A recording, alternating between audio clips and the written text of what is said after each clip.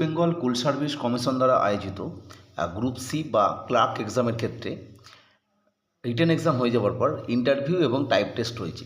এই জায়গা থেকে ইম্পর্ট্যান্ট একটা বিষয় যে ইন্টারভিউ এবং টাইপ টেস্টের মধ্যে কোনটি প্রথমে হবে এবং বর্তমান সময় থেকে মোটামুটিভাবে যদি আমরা ক্যালকুলেশন করি সেক্ষেত্রে আরও কতদিন সময় পাওয়া যাবে এই টাইপ টেস্টের জন্য, সেই নিয়ে আমরা ডিটেলসে আলোচনা করব।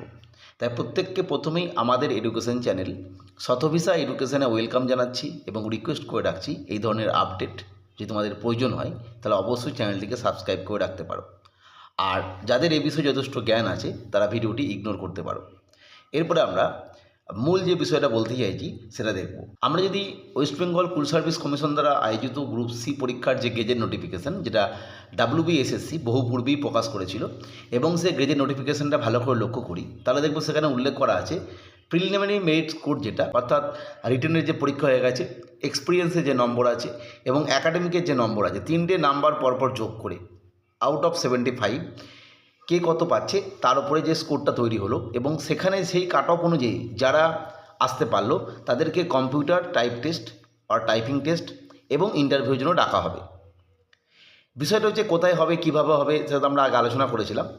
মূলত আজকের আলোচনা যে ইন্টারভিউ এবং কম্পিউটার টাইপ টেস্টের মধ্যে, এবং এই যে 75 মধ্যে ধরে নিলাম কাট অফ গেছে কোনো একটা ক্যাটাগরির হয়তো 64, এবং এই 64 যারা পাচ্ছে তারা প্রত্যেকেই ইন্টারভিউ এবং কম্পিউটার টাইপ টেস্টের জন্য এলিজিবেল। আলাদা করে কোনো কাট অফ তৈরি হবে না, এই একটা কাট অফ দিয়েই দুজনকে মানে একই বিষয়ের জন্য কাট অফ।